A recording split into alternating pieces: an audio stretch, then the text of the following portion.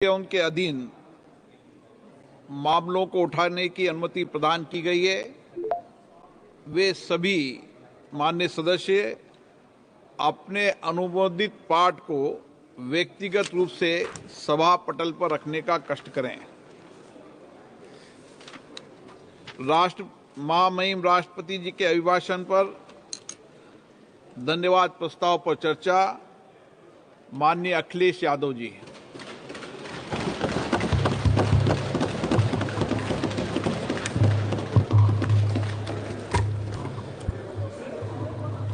अध्यक्ष महोदय, मैं आपका धन्यवाद देता हूं कि आपने मुझे महामहिम राष्ट्रपति जी के अभिभाषण पे बोलने का मुझे समय दिया है। अध्यक्ष जी, मैं सबसे पहले आपका अभिनंदन एवं अभिवादन करते हुए आग्रह करना चाहूँगा कि मुझे बोलने के लिए जो समय दिया है, मैं उसमें से 2 मिनट का समय महाकुंभ हादसे का शिकार लोगों की आत्मा की शांति के लिए खड़े होकर के मौन रखना चाहूँगा। अगर किसी अन्य को भी सच्चे मन से मृतकों के प्रति सच्चा भाव है तो वो भी हमारे सांसदों के साथ खड़ा होकर के ये मौन श्रद्धांजलि अर्पित कर सकता ये है। माननीय सदस्य अध्यक्ष महोदय, अगली लाइन नहीं, अध्यक्ष महोदय, ये विषय अध्यक्ष महोदय, आप सीनियर लीडर हैं। अध्यक्ष महोदय, ये अधिकार आपका है। कभी नहीं रही। ये मैंने विषय मेंशन करते हुए भरोसा है इस विषय पर मौन कर दिया था, इसलिए अध्यक्ष का अधिकार है। हाँ, मैं वही अध्यक्ष महोदय, ये जो बात मैं शुरू कर रहा हूं, जहां मैंने मौन 2 मिनट के लिए श्रद्धांजलि की बात की है, ये अधिकार मेरा नहीं है अध्यक्ष महोदय, ये अधिकार आपका है। मुझे पूरा भरोसा है आप पर कि जब अभिभाषण की चर्चा खत्म हो रही होगी उस समय 2 मिनट का मौन श्रद्धांजलि जरूर दी जाए जो श्रद्धालुओं की जान गई है। नहीं अध्यक्ष महोदय, नहीं अभी 1 मिनट आप लोग कुछ मत बोलो। नहीं कुछ नहीं। अध्यक्ष महोदय, अभी तो अध्यक्ष महोदय मैंने बात शुरू नहीं की है, और जिन लोगों को तकलीफ है और जिनको दुख होना चाहिए उनके बारे में मैं, हालांकि वो बाद में कहना चाहता था महाकुंभ के बारे में, लेकिन अध्यक्ष महोदय क्योंकि बहुत सारे माननीय सदस्य ये सुन नहीं सकते हैं, इसलिए मैं बात वहीं से शुरू करता हूं। आप देश के परम अभिभावक होने के नाते हमारा आपसे अनुरोध है कि जहां सरकार बजट के आंकड़े लगातार दे रही है, और जब मैंने अभिभाषण पढ़ा अध्यक्ष महोदय, बहुत सारे आंकड़े सरकार ने दिए हैं। आंकड़े देने से पहले महाकुंभ में मरने वालों के आंकड़े भी दे दें। महाकुंभ की व्यवस्था के बारे में स्पष्टीकरण देने के लिए मेरी मांग है अध्यक्ष महोदय, सर्वदलीय बैठक बुलाई जानी चाहिए। महाकुंभ आपदा प्रबंधन व खोया पाया केंद्र की जिम्मेदारी सेना को दी जाए। महाकुंभ हादसे के शिकार लोगों की मृत्यु, घायलों का इलाज, दवाइयों, डॉक्टर, भोजन पानी, परिवहन की उपलब्धता का आंकड़ा संसद में पेश किया जाए।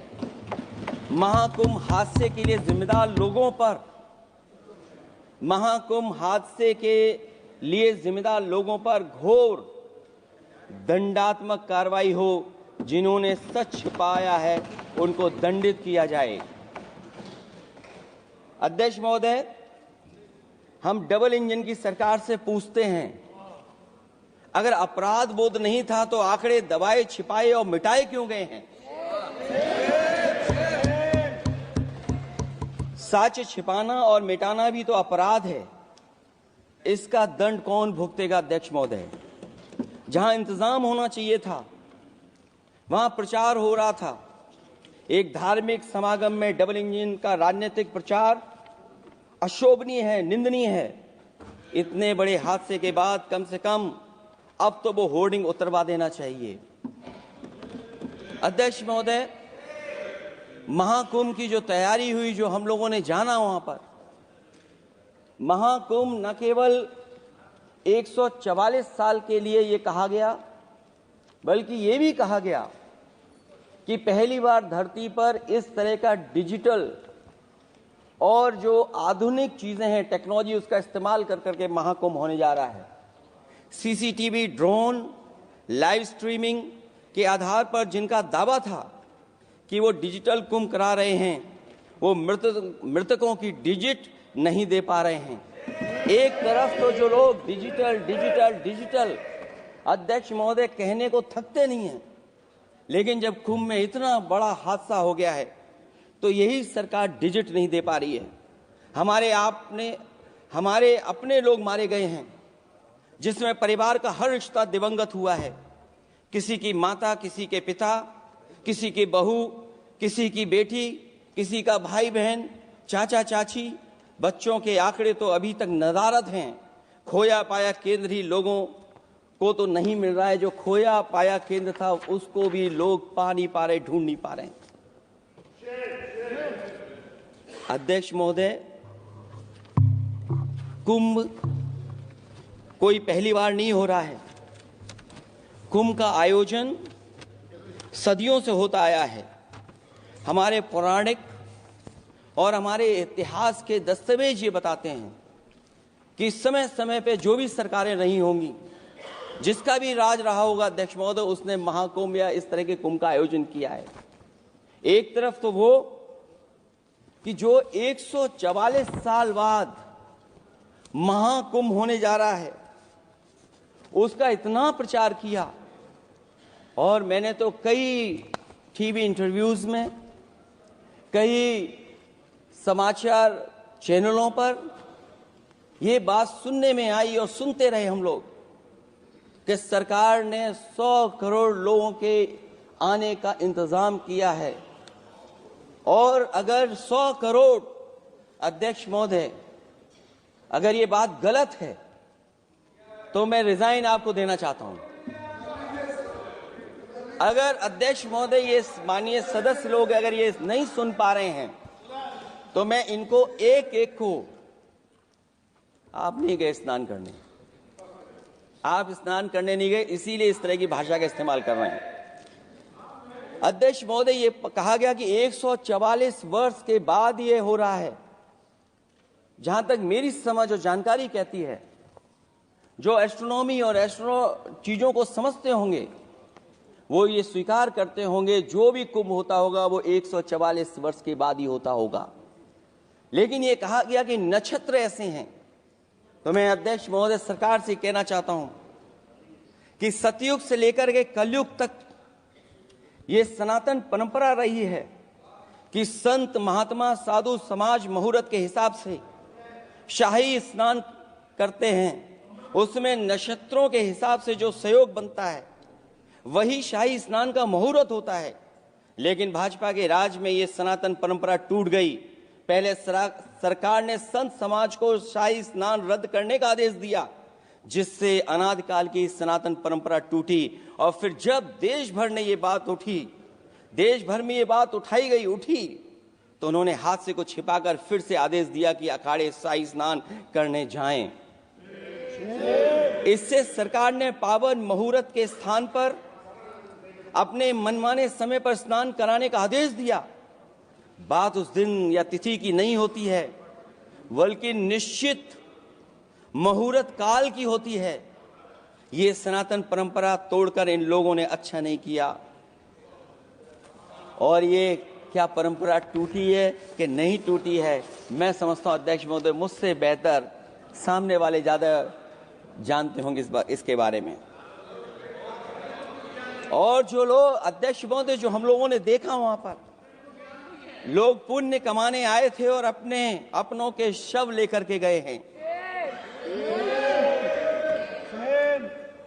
चमत्कारी करिश्मा तो ये हुआ है, श्रद्धालुओं के शव मिल गए थे, पर सरकार स्नान करने वाले मरने वालों की बात स्वीकार नहीं कर रही थी। और इससे ऊपर ये बात जो वहां पर और हुई, अध्यक्ष महोदय, जब ये जानकारी हो गई कि कुछ लोगों की जान चली गई, लाशें हैं जो मोर्चरी में पड़ी हैं, अस्पताल में पड़ी हैं, उसके बाद सोचिए सरकार क्या कर रही है। अपने सरकारी हेलीकॉप्टर में फूड भर करके फूलों को डालने का काम किया। सोचिए, ये हमारी कहां की सनातनी परंपरा है। मैं जानना चाहूंगा सदन के माध्यम से हमारे माननीय सदस्य बताएं कि जहां लाशें पड़ी रही हों, न जाने कितनी चप्पलें पड़ी थीं, न जाने कितनी चप्पलें पड़ी थीं, न जाने कितने कपड़े पड़े थे, महिलाओं की साड़ियां थी, कपड़े थे, लेकिन उनको कैसे उठाया गया? उन सबको उठाया गया जेसीबी मशीन से, ट्रैक्टर की ट्रॉली से। उनसे उठा करके कहां फेंका कोई नहीं जानता, लेकिन जब उनको लगा कि वहां से बदबू आ रही है तो यही सरकार के लोग छिपाने लगे हैं। यही आपका महाकुंभ का आयोजन था। और हर बात को छिपाने के लिए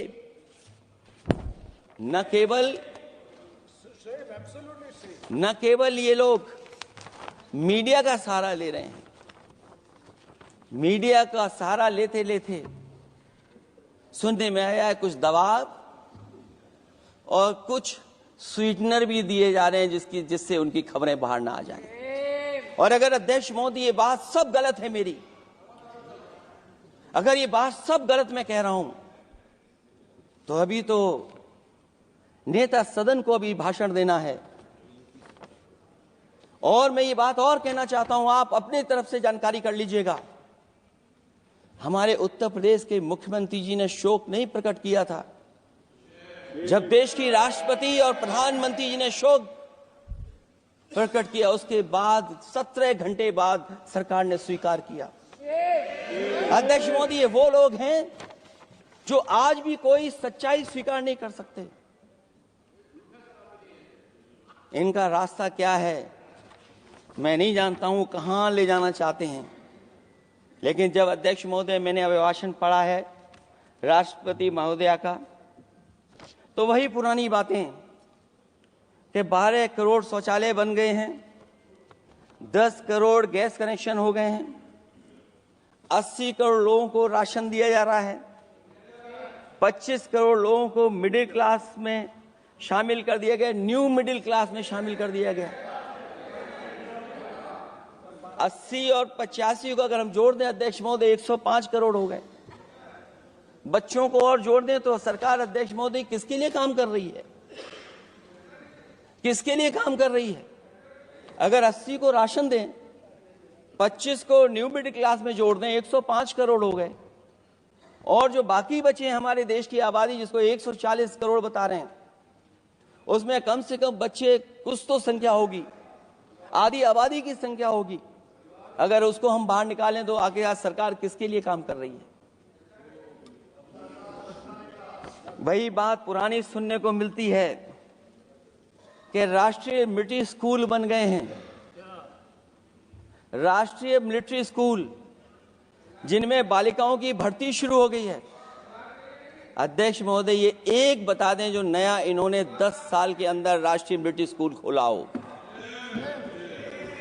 और कंफ्यूज मत होना, राष्ट्रीय मिलिट्री स्कूल कौन से होते हैं, सैनिक स्कूल कौन से होते हैं, ये कंफ्यूज मत होना। 10 साल में सोचिए अध्यक्ष महोदय, एक भी नया राष्ट्रीय मिलिट्री स्कूल नहीं खोला है। अगर खोला हो तो सरकार जरूर बताए। जो लोग कहते हैं हम ईज ऑफ डूइंग रिसर्च कर रहे हैं, अध्यक्ष महोदय, इनकी ईज ऑफ डूइंग रिसर्च हमने देखी है। इनकी ईज ऑफ डूइंग रिसर्च अपनी इमेज चमकाने के लिए और दूसरे की इमेज बर्बाद करने के लिए ईज ऑफ डूइंग रिसर्च चल रही है।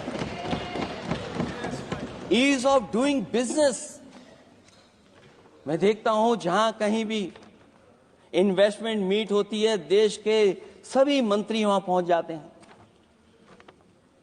सरकार के मुखिया भी जाते हैं वहां। मुझे याद है उत्तर प्रदेश में सबसे बड़ा आयोजन हुआ था इन्वेस्टमेंट मीट का। न केवल इन्वेस्टमेंट मीट इन्वेस्टर्स को बुलाया गया था, बल्कि डिफेंस एक्सपो के भी कार्यक्रम कई हुए थे। और अध्यक्ष महोदय, भरोसा ये दिलाया गया था कि जो एमओयू हो रहे हैं 40 लाख करोड़ के, उसको जमीन पर उतार लिया जाएगा।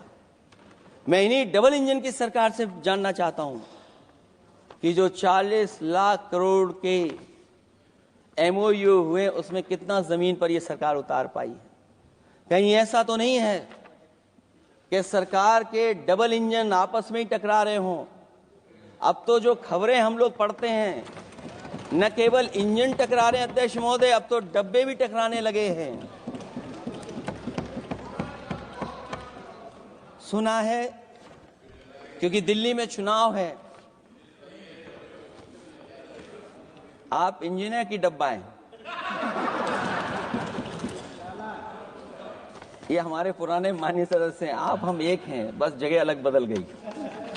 जिस विभाग के मंत्री हैं वो हमारा ही काम है, आप लोग अच्छा नहीं कर रहे हैं। अध्यक्ष महोदय, दिल्ली का चुनाव है तो मैंने राष्ट्रपति जी के अभिभाषण में सुना कि यहां पर मेट्रो की जो दूरी है वो दुगनी कर दी गई है, पटरी दुगनी कर दी गई है, एक्सपेंशन हो गया है इतना। अध्यक्ष महोदय, मैं स्वीकार करता हूं दिल्ली का चुनाव है, एक्सपेंशन की बात करेंगे, लेकिन कभी आपने क्यूटो का नाम सुना है? आपने वेनिस का नाम सुना है?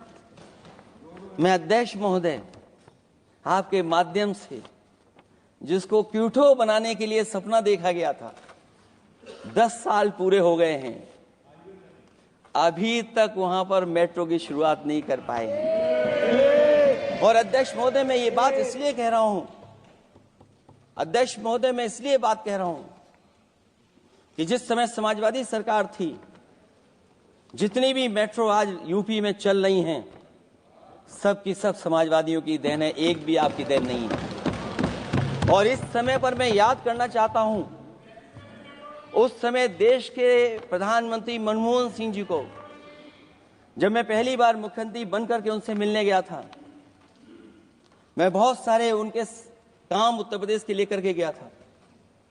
आज वो हमारे बीच नहीं हैं, लेकिन कम से कम उन्हें इसी बात से याद कर रहे हैं, जो जो मैंने काम उस समय दिए थे, एक एक काम उस समय के प्रधानमंत्री जी ने मेरा पूरा कर करके, और उसका परिणाम ये हुआ है अध्यक्ष महोदय, और उसका परिणाम ये हुआ है कि आज उत्तर प्रदेश में जितनी भी मेट्रो चल रही हैं, चाहे वो लखनऊ की हो, कानपुर की हो, आगरा की हो, नोएडा की हो, ग्रेटर नोएडा को जोड़ रही हो, दिल्ली को जोड़ रही हो।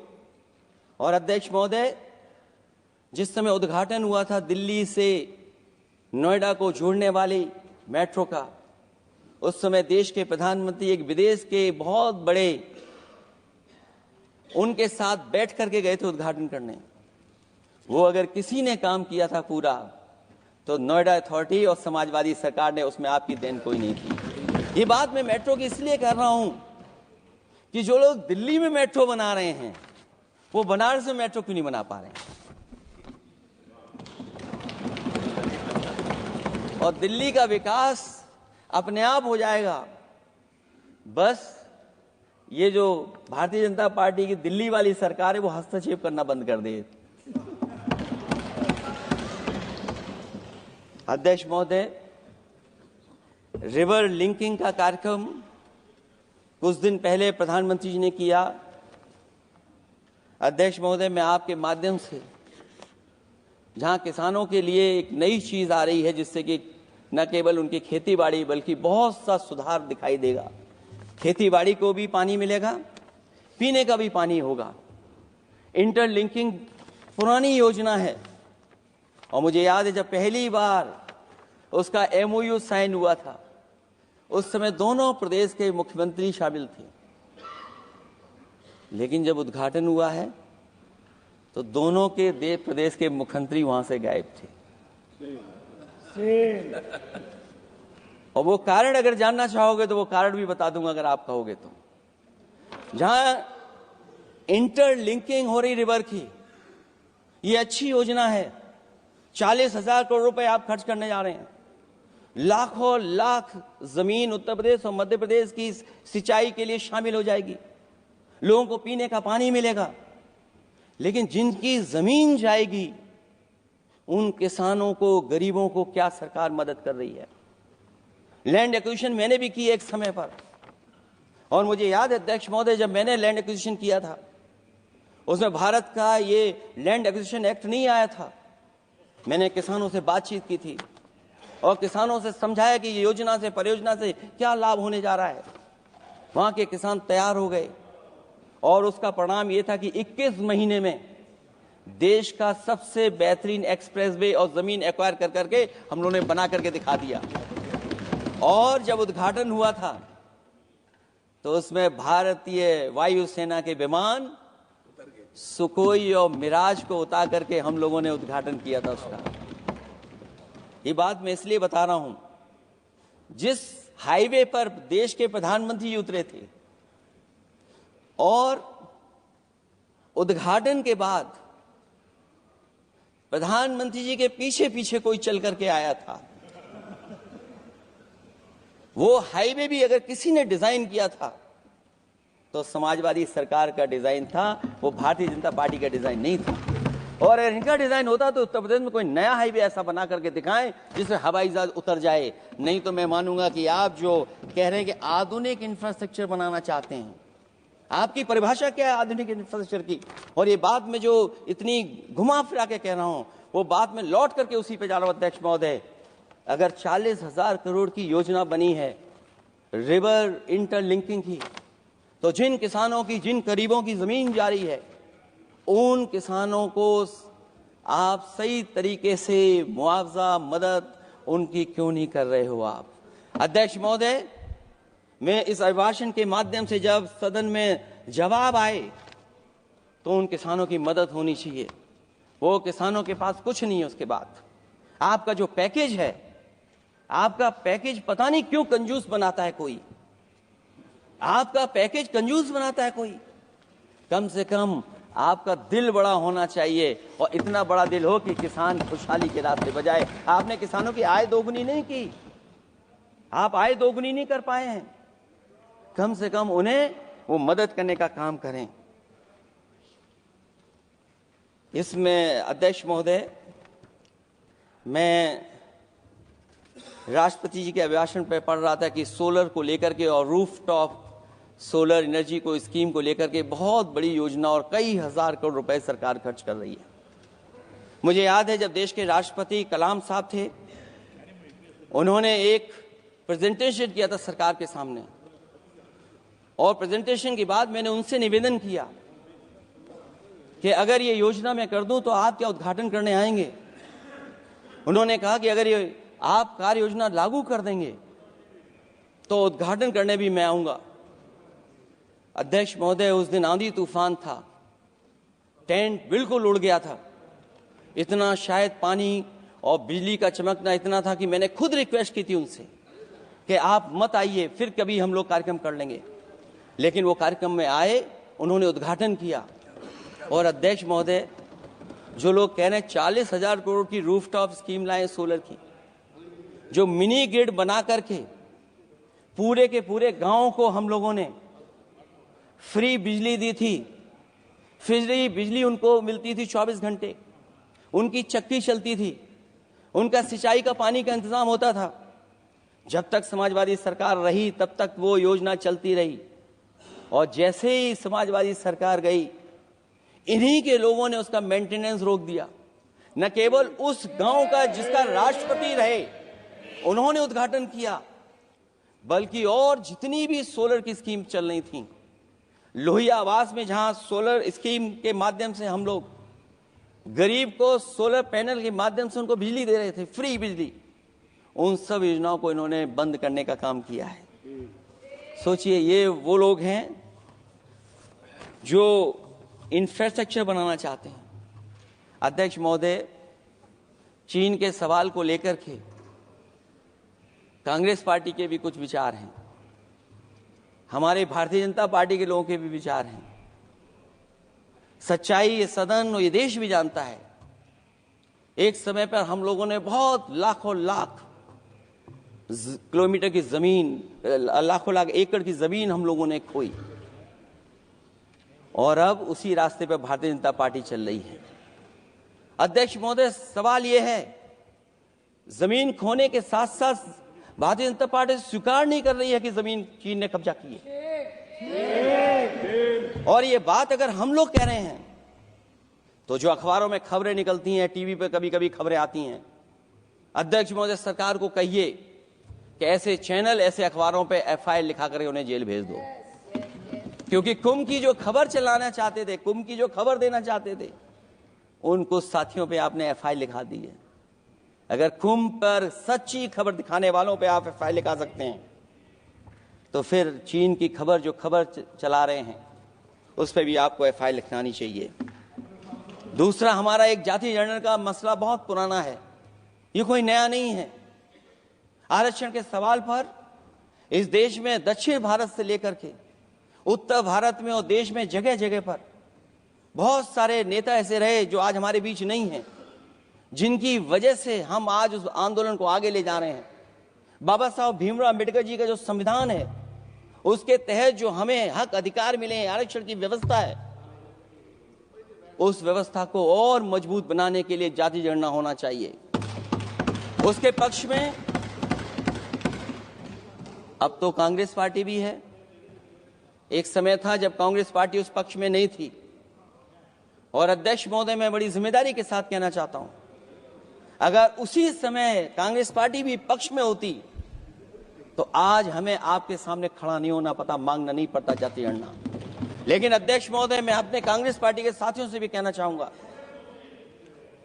अध्यक्ष महोदय, मैं कांग्रेस पार्टी के साथियों से भी कहना चाहता हूं, हम आपके साथी हैं, और इस मुद्दे पे तो हम आपके साथ और आपके आगे भी चल करके आपका साथ दे देंगे।